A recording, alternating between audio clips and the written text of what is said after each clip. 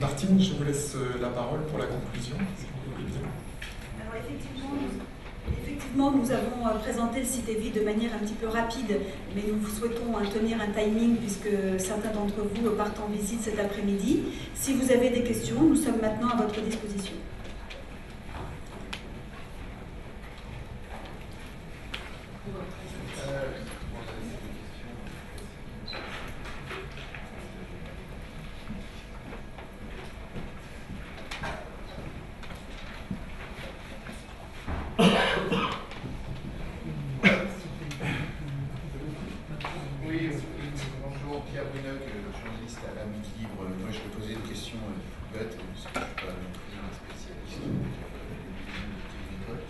Simplement, je l'ai peut-être loupé, mais je n'ai pas, je ne sais pas exactement quel est le nombre d'exposants au prochain salon, au prochain salon.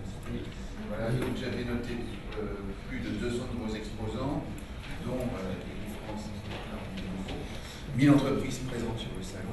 Alors, est-ce que les 1000 entreprises présentes sont correspondent aux 1000 exposants? Exactement. Voilà, c'est ça. Exactement. Pardonnez-moi alors. Oui, Voilà, non, bien c'était une sûr, précision.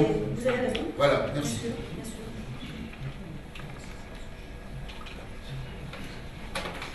Y a-t-il d'autres questions?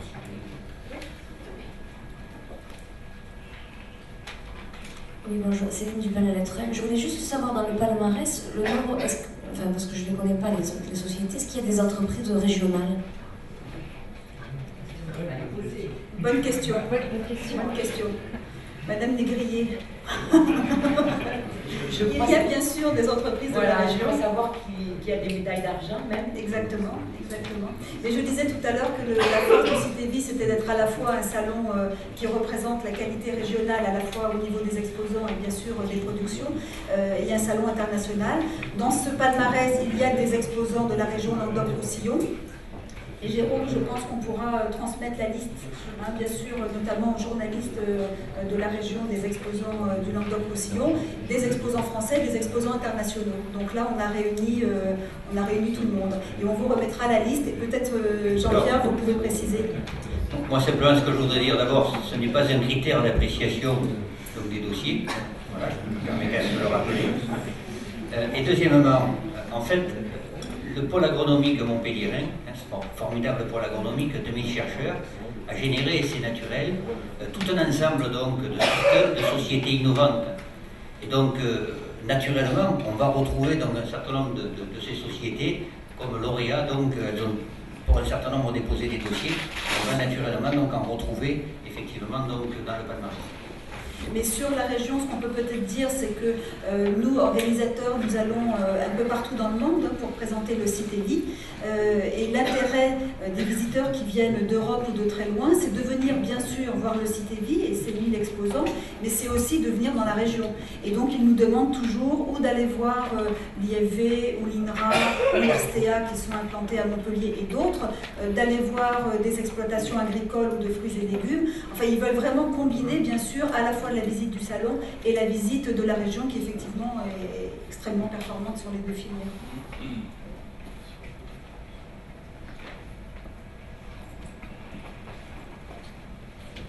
Bonjour, Alexandre Bélan, journaliste pour Vitisphère. J'aurais voulu savoir quel était le coût du salon, à peu près un pourcentage, s'il y avait des estimations des subventions, et savoir ensuite quel était le coût moyen pour un exposant au mètre carré, parce que vous avez des fois des critiques d'exposants qui trouvent le prix un peu trop élevé. Alors là, je n'ai pas le coût au mètre carré moyen parce qu'il y a sur le CITEVI une grande diversité de tailles de stands. Hein, on a à la fois des très grands stands, notamment dans le hall 12, moi je l'appelle encore 12 mais il s'appelle différemment, le hall notamment des tractoristes et des machines à vendanger où là vous avez de très gros stands. Et puis on a une multitude de petits stands, effectivement, des gens qui vont prendre 15, 20, 30 mètres carrés pour présenter leurs produits. Donc c'est un ensemble de tout ça. Nos prix sont dans notre dossier de participation que vous pourriez regarder. Ce qu'il faut savoir, c'est que ce que viennent chercher nos exposants, et nous sommes en forte croissance effectivement, c'est des visiteurs qualifiés. Donc en fait, quand on leur apporte 49 000 visiteurs, puisque c'était nos chiffres 2011, et on espère faire mieux cette année, 49 000 visiteurs venant de 55 pays.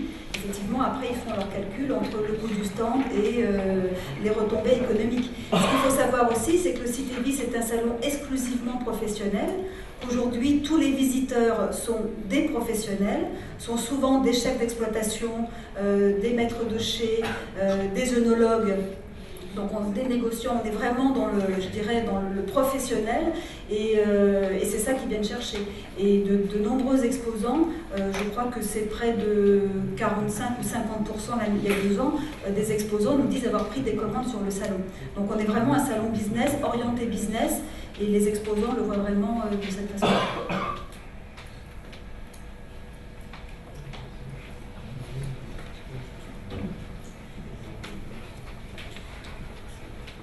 Bonjour, Martin Caillon, Revue La Vigne. 3 petites questions très simples. D'abord, j'ai observé que vous n'avez pas de médaille de bronze et c'est un pur hasard de votre... J'ai pas entendu. Pardon, je disais que... Mais il n'y a jamais eu de médaille de bronze. En fait, ce sont des citations qui peuvent être des médailles de bronze. D'accord, très bien. Deuxième chose, nous rappeler un petit peu quels sont les primés, enfin combien il y en a en viti et combien en fruits et légumes, s'il vous plaît, parce qu'on a vu ça rapidement. Et troisième chose, je voulais savoir si la société Pélinck avait aussi déposé un dossier pour sa dernière série de manger. Alors, la société Pélinck n'a pas déposé de dossier pour des questions de timing, parce qu'en fait, c'est vrai que nous sommes en novembre, que nous faisons cette conférence de presse début septembre, et que donc les dossiers doivent être remis début juillet, examinés en août. Enfin, voilà, c'est toujours un petit peu compliqué de déposer des dossiers pendant l'été. Concernant les médailles, effectivement, il est flagrant, parce que je pense que votre question vient de là, il est flagrant qu'il y a beaucoup plus de médailles en vitivinique, en fruits et légumes. On a d'ailleurs échangé avec M. Plivinage tout à l'heure sur le sujet. On peut effectivement regretter que les entreprises de matériel de fruits et légumes ne présentent pas suffisamment de dossiers, puisque nous en avons très peu. Et donc, effectivement, c'est regrettable. Et je crois, M. Plivinage, qu'il y a un travail à faire là-dessus. Je vous ai dit tout à l'heure que les professionnels des fruits et légumes, d'une façon générale, sont très peu mécanisés. Donc déjà, ça limite un petit peu le champ des équipements. Ceci dit, les professionnels sont très intéressés par tous les outils qui peuvent les aider dans leur production. Donc ça, ça peut être un premier biais d'explication. Le deuxième, c'est que il existe en France plusieurs salons régionaux où sont présentés les matériels, enfin, notamment les matériels de fruits et légumes. Bon, par exemple, pas très loin, vous aviez le MIFEL qui était annuel, qui devient bisannuel. Ça peut expliquer aussi une partie de l'évolution. Et puis, vous avez des entreprises qui n'ont pas forcément les moyens de s'investir pour aller 3-4 fois par an sur des salons régionaux pour un marché qui est globalement beaucoup plus restreint qu'est celui de la viticulture, parce que même s'il y a beaucoup de façons de faire du vin, il y a un produit de base qui est le raisin, et puis à la fin, il y a une bouteille avec du vin dedans. C'est quand même beaucoup plus fédérateur en termes de taille de marché que ne sont les fruits et légumes où les produits sont très différents, et donc à chaque fois, vous avez des matériels qui sont très différents. Et c'est la difficulté, une des difficultés majeures de notre secteur dans son évolution et dans sa compétitivité, c'est qu'à chaque problème qui peut être le même que dans d'autres productions, pour chaque produit, il faut une solution qui peut être différente. Donc c'est une multiplicité de micro-marchés, et évidemment, les entreprises s'intéressent uniquement au marché pertinent. Enfin, ils ne sont pas là pour faire du prosélytisme gratuit. Sylvie Duchesne, France Bleu Héros. Une question plus générale. Vous avez parlé tout à l'heure des pays émergents qui arrivent au salon, notamment la Chine, l'Amérique latine, l'Afrique du Sud. Est-ce qu'on connaît déjà les retombées du CITEVI dans ces pays? Est-ce que ça génère comme exportation ou est-ce que c'est encore trop tôt? Alors, ce qu'on peut dire, c'est qu'en 2011, effectivement, on a reçu notamment une délégation chinoise importante qui est restée 3 jours sur le salon. et qui vraiment a fait le tour de la manifestation. On a reçu effectivement, je vous l'ai dit, des Russes, des Ukrainiens et autres. Les exposants nous ont dit effectivement en 2011, on ne peut pas préjuger de 2013, même si on fait une campagne très forte à l'international, mais nous ont dit en 2011 effectivement que cela avait généré en tout cas des contacts. Ce qui est clair aussi, c'est que nos salons Cité Vinitech, dont je vous parlais tout à l'heure, où là on emmène les exposants à Mendoza, à Santiago, à Yantai en Chine, les aident également à affronter entre guillemets ces marchés émergents, bien sûr. Est-ce qu'ils pourront un jour être plus importants que nous, parce que nous on est important du vignoble, européen, en tout cas français, par rapport à tout cela, quand on sait à quel point la Chine se développe aujourd'hui. Monsieur Van Ruys. Oui, alors, d'abord un mot. Je crois qu'on a aujourd'hui un certain nombre de pays dits émergents qui d'abord sont avant tout des marchés de consommation pour la viticulture française. Et donc ce qui est très important effectivement, c'est que nous puissions développer dans ces pays notre propre culture du vin. C'est-à-dire, bon, avec la définition de l'Organisation internationale de la vigne et du vin, c'est par exemple tout l'intérêt d'amener la Chine à adhérer à cette organisation internationale. Parce que le vin aujourd'hui est défini. Alors, effectivement, donc, dans ces pays, c'est le cas de l'Inde, c'est le cas de la Chine, de ces pays, se développe aussi une viticulture locale. Ce qui est intéressant aussi, c'est que le savoir-faire français s'exporte auprès donc, de ces vignobles pour qu'ils développent également leur propre production sur cette même approche du vin que la France a essayé donc, de le développer. Donc, voilà. Et donc, c'est tout l'intérêt, à mon avis, de collaboration, donc, à la fois nous-mêmes en tant qu'institut, également donc, nos équipementiers. Donc au-delà de l'enjeu de l'exportation proprement donc, des produits issus de ces entreprises, équipementiers, sociétés de services, il y a aussi l'enjeu d'amener une culture du vin et une approche du vin conforme effectivement à celle que nous développons.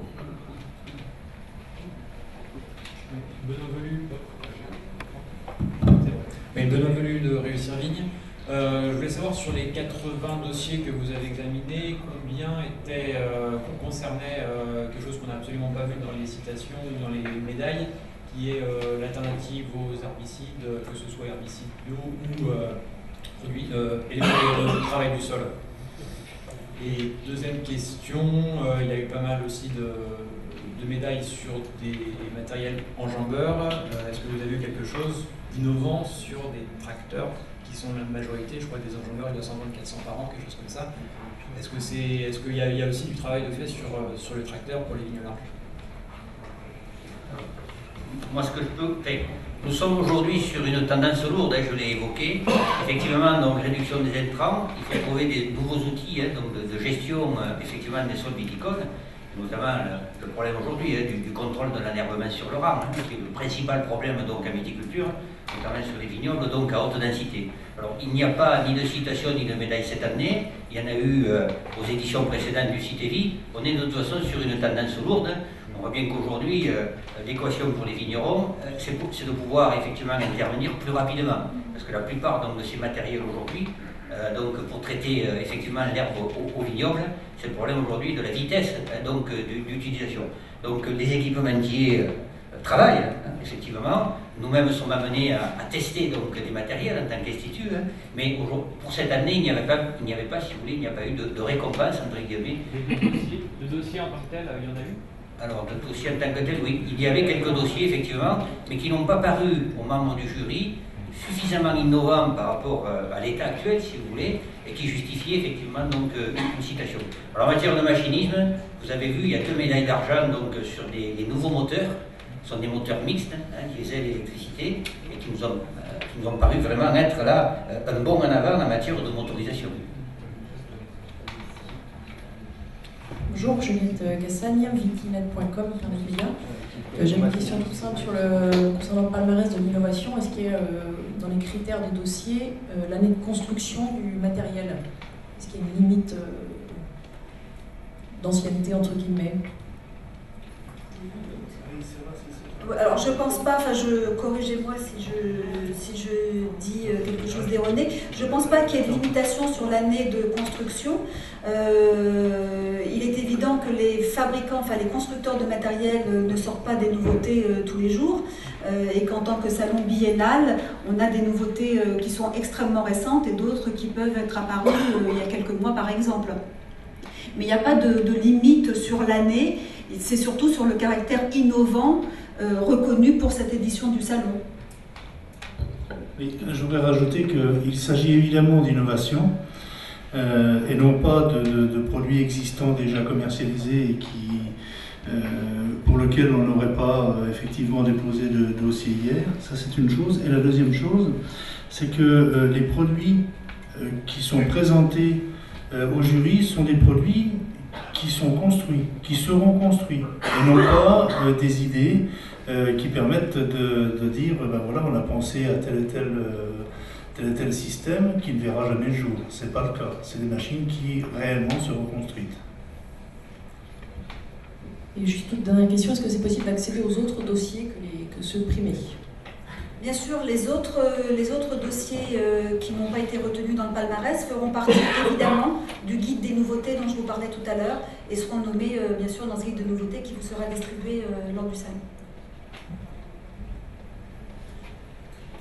Y a-t-il une dernière question avant que nous passions au cocktail? Eh bien, merci beaucoup pour votre attention. Merci à tous.